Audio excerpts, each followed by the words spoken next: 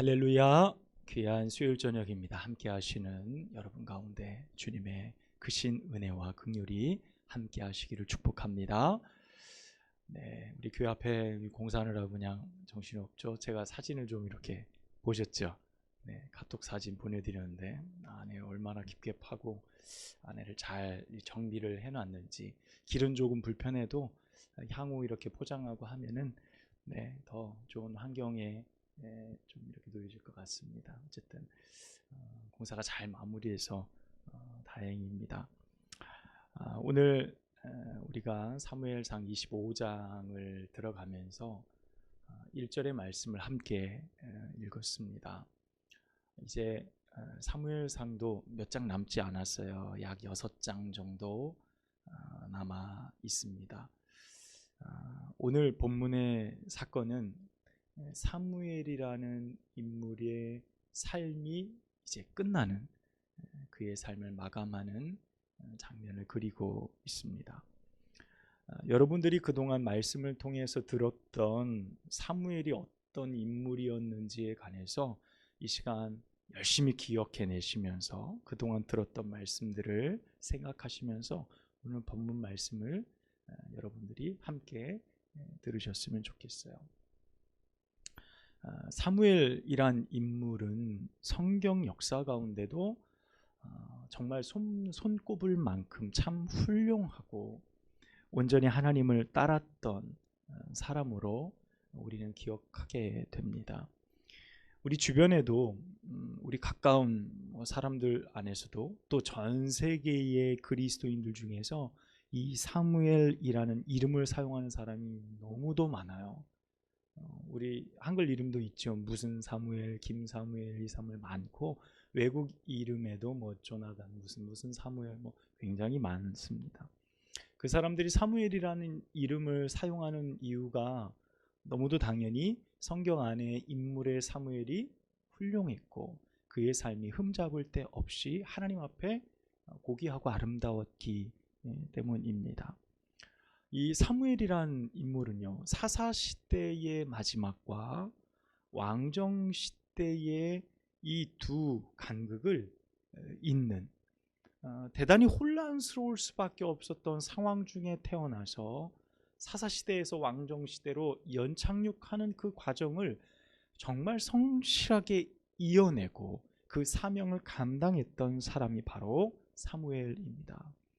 그가 태어날 때부터, 어린 시절부터 그의 역할은 굉장히 컸죠. 우리가 잘 알듯이 엘리의 손에 맡겨져서 그가 엘리와 함께 제사장 처소에서 자랄 때에 하나님이 그에게 말씀하시는 것을 우리가 들었잖아요. 엘리가 아니라 엘리의 처분을 사무엘에게 알게 하셔서 그것으로 하여금 그가 그 사역을 감당할 수 있도록 어린 시절부터 그를 사용하셨던 하나님의 역사를 우리는 알게 됩니다. 사사시대가 막을 내릴 때 마지막 구절인 21장, 사사기 21장 25절에 보면 이렇게 기록이 되어 있죠. 사람들이 각기 자기 소견에 옳은 대로 행하였더라 라고 성경을 기록하며 사사시대를 마감하게 됩니다. 우리가 이 말씀을 그때 이제 사무엘상을 시작하면서 나눴었죠. 여러분 기억하십니까? 그 사사시대 때 사람들은 자신이 바라볼 때 내 기준에 맞으면 옳은 거예요. 내가 판단할 때 이게 옳으면 옳은 겁니다. 하나님의 말씀이나 혹은 선지자들의 외침은 별로 귀에 담고 싶어 하지 않았어요. 그러니까 내가 듣고 싶어 하는 것에 대한 기준이 옳다라고 믿었던 그 시대, 얼마나 혼란스러웠을까요? 여러분, 얼마나 믿음이라는 것이 사람들에게 큰 힘으로 다가왔을까요? 그들에게 의지였을까요? 하나님을 얼마나 따르고 그들이 얼마나 하나님을 어려운 중에 찾았을까요? 만무했겠죠. 자기들 마음껏 자기들 하고 싶은 대로 거기에 자신들의 어떤 합리적 의견들을 달아 이것이 하나님의 뜻입니다라고 살았던 그 사사시대 마지막 끝에 사무엘이 태어나 그 사역들을 감당하는 거예요. 백성들은 하나님과 우상 사이에서 갈팡질팡하며 정리되어지지 못한 생활을 했습니다.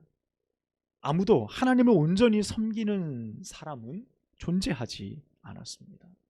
또 그 사사시대가 넘어가며 무슨 일이 있었죠? 백성들이 하나님을 배신하고 우리에게도 왕을 달라, 우리에게도 왕을 세워 저 이방 다른 나라들처럼 강대하고 힘있고 우리가 좀 뭔가 바라볼 때 우리가 의지할 수 있을 만한 내게 눈에 보이는 어떤 존재를 우리에게 만들어 달라라고 그들이 외치던 시대였습니다. 이스라엘의 태동의 어떤 근간을 흔드는 요구이죠. 하나님께서 그 나라를 만드셨는데 이제 하나님 필요 없습니다. 하나님 좀 뒷방에 가 계시고 우리가 원하는 대로 살겠습니다 라고 했던 요구의 시작이었죠. 그것이 왕정시대였습니다. 여러분, 이처럼 매우 혼란스럽고요, 위기감이 막 맴돌던 그 시기에 이 사무엘은 백성과 민족의 영적 생활을 치리했어요. 그들에게 회개를 촉구했고요, 바른 신앙을 확립하도록 그들에게 선지자로서 모범을 보인 사람이 바로 사무엘이었습니다. 우리가 7장 사무엘상 7장 3절에도 보아서 우리가 함께 알지만 미스바 성회를 선언하잖아요. 그래서 그들이 미스바에 모여서 무엇을 합니까? 너희들이 지금 섬기고 있는 모든 우상을 다 내어버리고 하나님만 섬기자, 하나님만 섬기고 하나님께로 돌아가자 라는 선언을 그들에게 해요. 그래서 그들이 그거에 있어서 금식하면서 하나님 앞에 다시금 자신의 신앙과 삶을 불릴 듯 일으키는 회개 운동을 펼친 사람 또한 사무엘이었습니다. 사무엘은 이스라엘의 마지막 사사였고 선지자였습니다.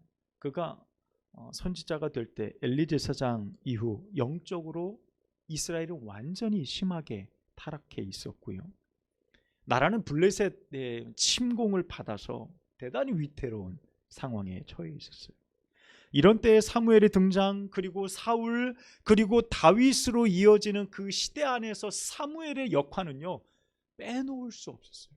그는 시대와 시대를 잇는 가교 역할을 너무도 충실하게 잘 해주었고, 사무엘이 있었기 때문에 그나마 그 정도로 나라가 버틸 수 있었던 것을 보게 됩니다. 그는 평생 청렴하게 자신에게 맡겨진 사역을 감당했습니다. 권력을 쟁탈하고 권력을 쥐라면 얼마든지 줄 수 있었던 것이 사무엘이에요. 그런데 권력을 탐하지도 않았고 자신의 자리를 묵묵하게 지켰던 사람으로 우리는 성경을 통해 사무엘을 기억할 수 있습니다. 오늘 그 사무엘의 마지막 모습이 오늘 25장 1절에 기록이 되어져 있는 겁니다. 여러분, 오늘 말씀이 어때요? 짧죠? 이렇게 위대한 삶을 살아간 사람의 마지막 모습이 사무엘이 죽음에 온 이스라엘 백성들이 그를 위해 슬피 울며 그의 고향인 라마에서 그를 위해 장사를 지내고, 다윗은 오늘 말씀해 보면 어떻게 되죠? 다윗은 바란 광야로 일어나 갔더라. 이 말씀이 전부입니다. 오늘은 이 짧은 말씀 안에서 우리가 무엇을 발견할 수 있을까? 사무엘이 마지막 그가 죽었더라라는 이 짧은 구절 안에서 이 말씀을 읽고 있는 우리에게 남기는 메시지는 무엇일까? 우리는 사무엘의 죽음을 통해 무엇을 배울 수 있나? 그가 남긴 수많은 족적들을 통해서 우리는 어떤 신앙의 교훈들을, 메시지들을 얻을 수 있을까요? 우리는 그의 여정을 크게 세 가지로 함께 나누고자 합니다. 그 첫 번째는요, 그는 하나님의 말씀을 두려워할 줄 아는 자로 살았습니다. 우리가 성경을 통해 만나본 사무엘은 어릴 적부터 강직하고 하나님의 말씀을 두려워할 줄 아는 사람이었다는 거예요. 이는 하나님에 대한 절대적인 신뢰에서 오는 것이죠. 하나님의 말씀이 두렵다는 것은 그 말의 권위, 그 말한 분의 권위를 누구보다 크게 신뢰하는 사람이라는 의미입니다. 엘리 가문의 죽음, 엘리 가문의 처분에 관한 말씀을 하나님이 누구에게 하셨죠? 어린 사무엘에게 하셨어요. 하나님께서 엘리를 부르시지 않고 사무엘아 사무엘아 부를 때 사무엘이 어릴 적에 누구에게 달려갑니까? 엘리 제사장에게 달려가서 저를 부르셨습니까? 3번이 반복돼요. 그때 엘리가 가르쳐 주잖아요. 하나님이 얘를 부르시는구나. 그때 주님 주의 종이 여기 있나이다. 제가 듣겠습니다. 말씀하옵소서. 그때 하나님이 엘리 가문에 대한 심판의 예고를 누구에게 하는 거예요? 사무엘에게. 사무엘이 처음 하나님의 음성을 들어서 떨리고 두려웠어요. 그 내용도 너무나도 무서운 일이었어요. 자신의 아버지와 같은 존재가 그리고 제사장이 심판을 받는다는 것이 두려운 일이었어요. 그런데 되어질 일들에 대한 두려움이 아니라 사무엘은 무엇을 두려워했습니까? 하나님의 말씀, 말씀하신 하나님에 대한 그 존재, 하나님께서 그 일을 이루신다라는 그 모든 것에 대한 어떤 존재에 대한 신뢰와 두려움과 존경과 모든 것이 포함되어져 있죠. 사무엘은 하나님이 말씀하신 것이 분명히 이루어질 것이라는 것에 대해서 두려운 마음과 깊은 신뢰를 가지며 살았던 사람입니다. 하나님께서 사울을 패하신다라고 말씀하셨어요. 그 말씀을 듣고 사무엘이 어떻습니까? 두려워하죠. 어떤 두려움이 성경에 보면 혹시 이 사실을 사울이 알면 가서 다윗에게 기름을 부으라고 할 때 사울이 알면 저를 죽일 겁니다 라고 말했어요. 하지만 그 이면에는 어떤 것이 있습니까? 사울의 칼날이 두려운 것보다 그렇게 이루어 가시는 하나님의 역사가 두려웠던 거예요. 야, 하나님 그 말씀이 정말 두렵고 또 하나님의 그 말씀이 정말 정확하고 예리하구나. 그렇게 말씀하신 하나님의 말씀이 사실 사울은요, 사울이 패해지는 것을 통해 사무엘은 사울이 패해지는 것을 통해 울었어요. 울면 또 슬퍼했습니다. 그것이 사무엘의 또 마음이었거든요. 인간적인 마음이에요. 근데 하나님의 말씀은 하나님의 뜻과 정의를 세우는 것에 있어서 너무도 분명할 때 사무엘은 그 말씀이 이루어질 것에 대해서 두려워하고 또 신뢰하며 하나님을 믿음으로 따랐다라는 것입니다. 그는 하나님의 말씀을 자신의 안위, 내가 생각하는 나의 방법, 나의 계획보다 무엇보다 소중하고 귀하게 여겼어요. 사울이 아말렉과의 전쟁에서 그가 실패하고 하나님의 명령을 어겼을 때 그가 그의 말을 하잖아요. 이거는 사실 그의 삶 속에 있는 그의 신념이기도 할 거예요. 어떤 것입니까? 어떤 말씀을 했죠? 순종이 제사보다 낫고 듣는 것이 수양의 기름보다 낫습니다. 이 말이 뭐예요? 듣는 것이 수양의 기름보다 낫다. 하나님의 말씀이 내 삶 속에서 내가 판단하기에 너무도 귀하다고 여기는 그 어떤 가치보다도 바꿀 수 없다는 거예요. 하나님의 말씀을 지키는 것이 그만큼 소중하고 귀하다. 그 말씀을 두려워할 줄 아는 자, 그 말씀을 절대적으로 신뢰할 줄 아는 자가 하나님의 사람이다 라는 말이죠. 그것은 또한 자신에게 하는 말일 수도 있어요.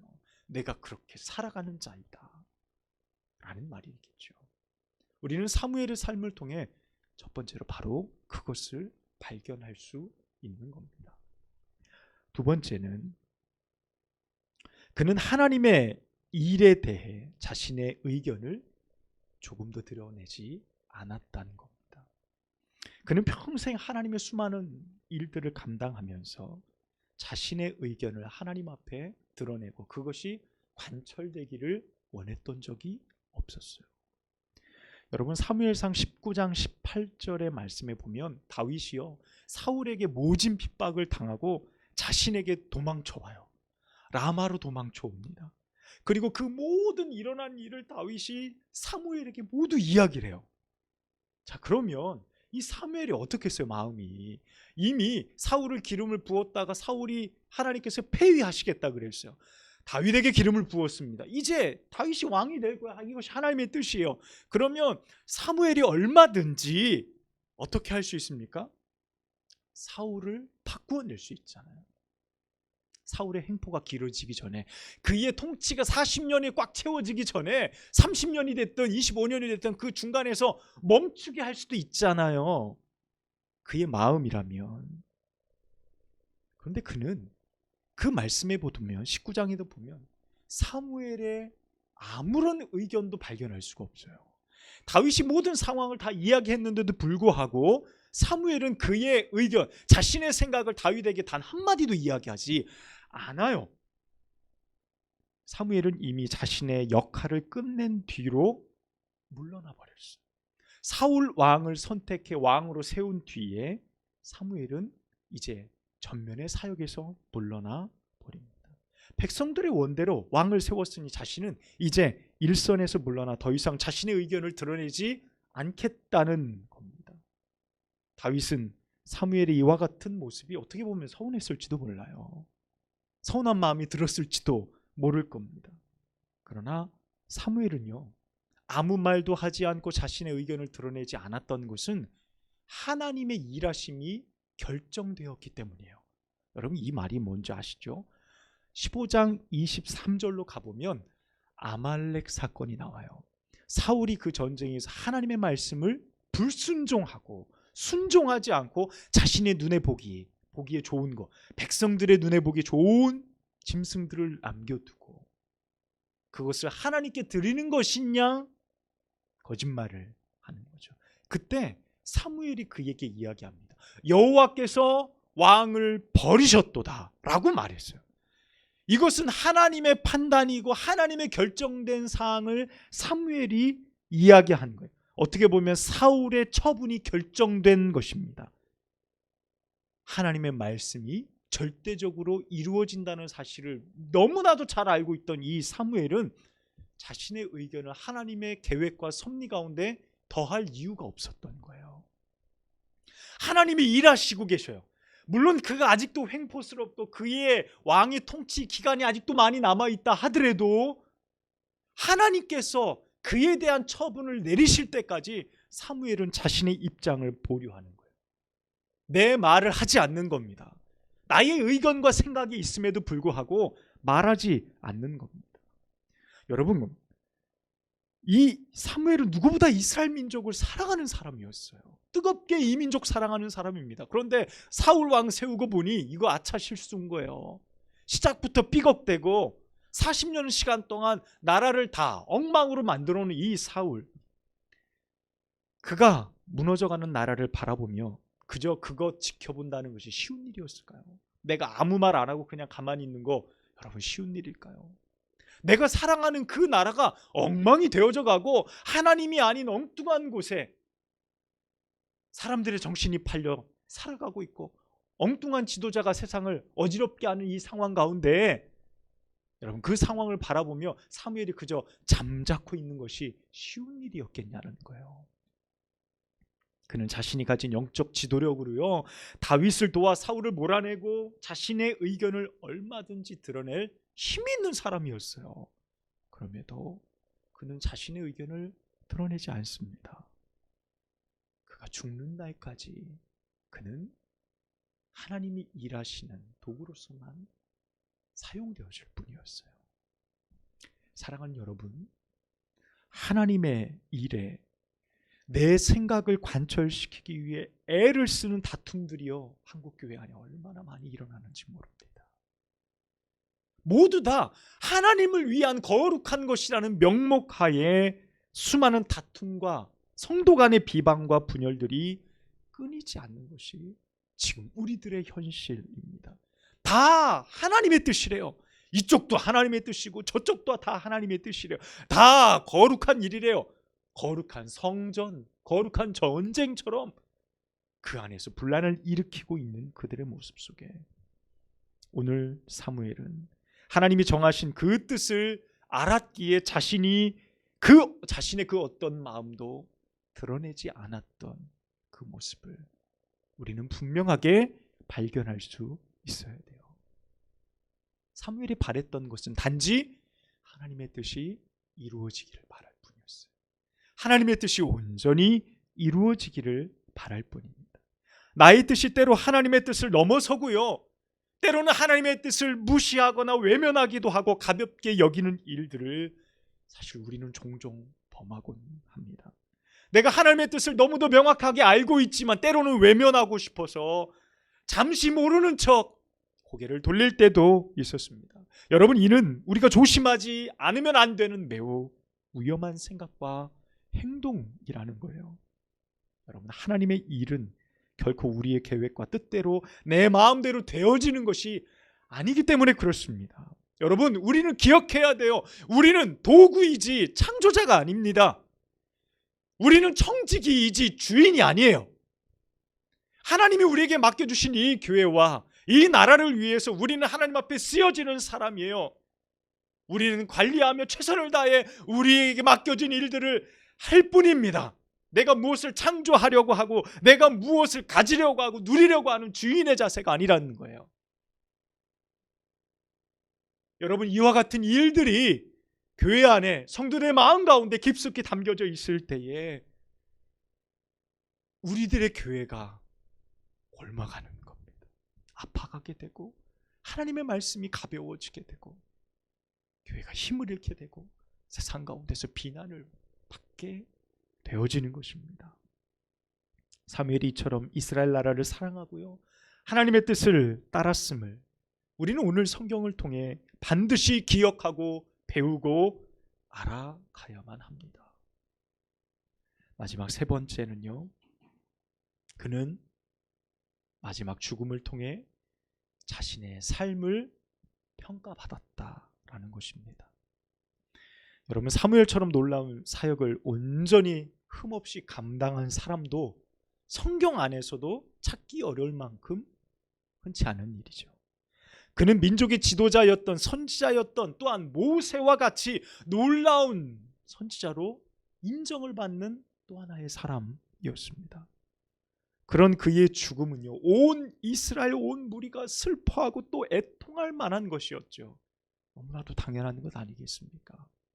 한 나라의 지도자, 사랑받는 지도자가 죽었다고 생각할 때 울음으로 그 사람의 죽음을 애도한다는 것은 그 사람의 삶이 어땠는지를 우리가 단적으로 볼 수 있는 내용이라고 할 수 있을 겁니다. 이렇게 위대한 지도자가 죽었을 때 온 이스라엘이 슬퍼하며 애통했어요, 여러분. 그런데요, 오늘 성경 말씀을 보십시오. 25장 1절. 오늘 성경은 그 위대한 사무엘의 죽음을 단지 한 구절로 제안하고 있을 뿐이에요. 딸랑 한 구절입니다. 더불어 그의 죽음에 다윗이 함께 했는지가 불분명해요.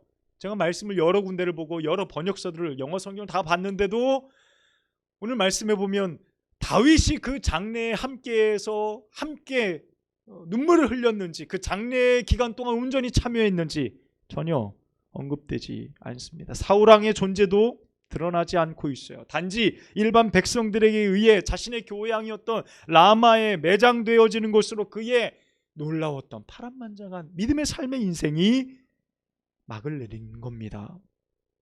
여러분, 위대한 삶을 살았던 사람들의 마지막은요, 우리가 잘 기억하듯이 화려해요. 여러분 어마어마하게 화려합니다. 우리나라의 조선의 역대 왕들의 무덤을 보아도 그분들의 묻혀진 그 고분들의 크기가 그들이 누렸던 권력과 힘을 비례적으로 보여주는 거죠. 클수록 이집트에 있는 피라미드도 마찬가지예요. 그것이 규모가 크면 클수록 위대한 왕, 그 당시 누렸던 최고의 권세자, 그것을 의미하는 상징이에요. 마지막 갈 때도 그것을 표현해 주고 있습니다. 그와 함께 탔던 말도 함께 매장하잖아요. 금은보와 수많은 재물들도 함께 매장하죠. 심지어 어떻게 합니까? 그를 수종도왔던 종들까지 다 생매장 시켜서 그의 권세를 마지막까지 표현하게 되죠. 그러나 사무엘의 마지막은 매우 단조로웠어요. 어떻게 보면 초라하기까지 했습니다. 화려하지도 않았고 권세자들이 그 장례에 참여하지도 않았고 국장으로 치러진 것도 아니었어요. 어떻게 보면 세상의 권세자들과 세상에서 잘 나간다고 이야기하는 사람들의 죽음과 사무엘의 죽음은 겉으로 볼 때 어마어마한 차이가 있었습니다. 그러나 여러분, 그의 마지막 사무엘이 아름다웠다라고 말할 수 있는 것은요, 그가 살아온 삶대로 그의 마지막도 그러했기 때문입니다. 그가 말한 대로, 그가 살아온 대로 그의 마지막도 그러했어요. 여러분, 인생의 마지막이 추하면 그 기억만 남아요. 인생의 마지막이 지저분하면 그가 아무리 살아온 삶과 수많은 명언을 남겼다 하더라도 그의 마지막은 지저분하게 끝나게 되어집니다. 왜 그럴까요?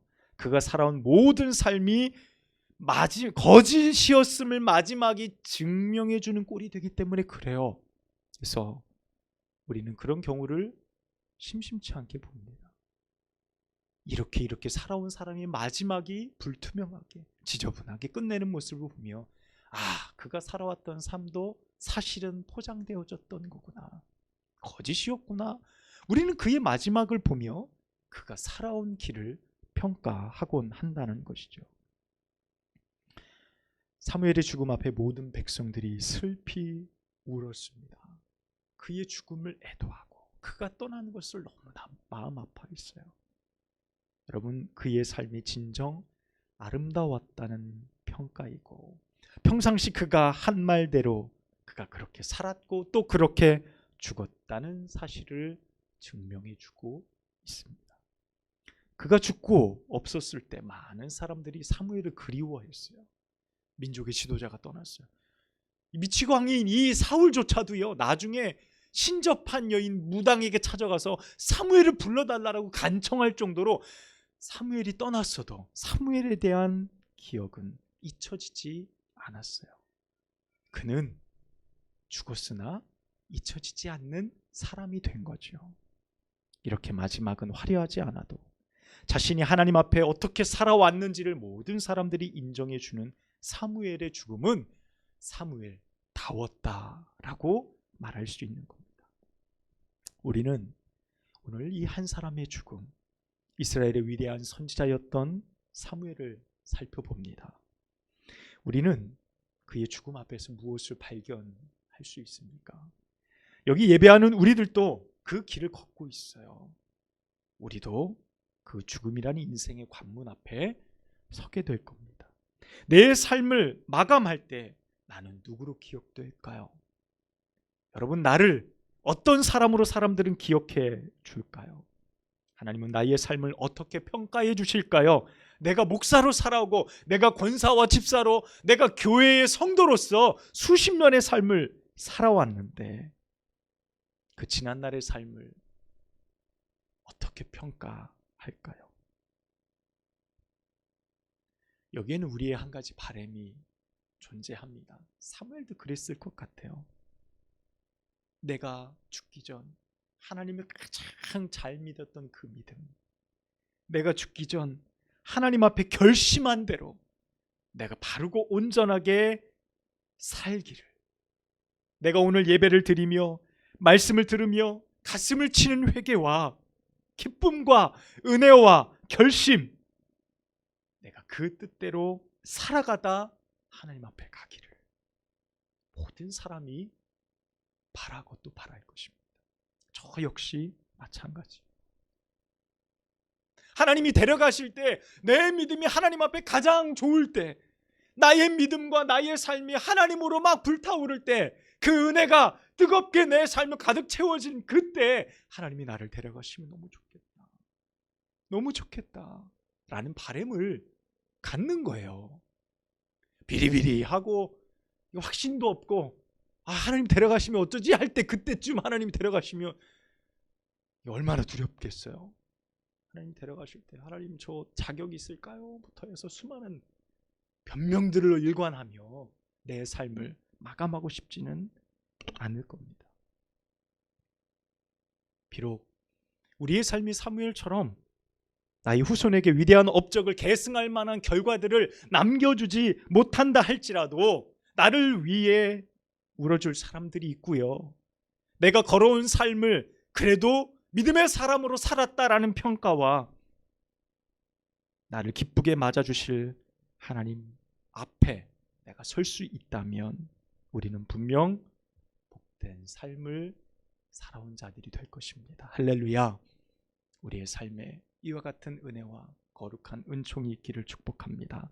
오늘도 나의 마지막을 위해 주의 말씀을 사랑하며 사무엘처럼 순종하며 살아가는 우리들이 되어지기를 간절히 소원합니다. 우리의 죽음, 사무엘의 죽음을 바라보며 나의 삶을 미리 내어다 봅니다. 죽음은 분명 우리의 믿음, 우리의 삶을, 우리가 살아온 삶의 길을 평가하게 되어져요. 사무엘의 삶을 통해 또 우리가 앞으로 살아가야 될 삶을 바라보며 하나님 앞에 인정받는 믿음의 삶을 살아가기를 주님의 이름으로 간절히 축복합니다. 기도하겠습니다. 아버지 하나님 감사합니다. 오늘 저희에게 주신 이 말씀이 앞으로 살아갈 우리의 삶의 귀한 표대가 되게 하여 주시옵소서. 하나님, 허투루 하나님 우리에게 주신 시간들 보내지 않게 하여 주시고, 하나님 언제 부르셔도 당당히 믿음으로 하나님 앞에 설 수 있고, 많은 사람들에게 내가 살아온 믿음의 삶을 평가받으며 하나님 기뻐하며 이 땅의 삶을 마감할 수 있는 믿음이 우리 가운데 있도록 주님 축복하여 주시옵소서. 예수 그리스도의 이름으로 간절히 기도합니다. 아멘.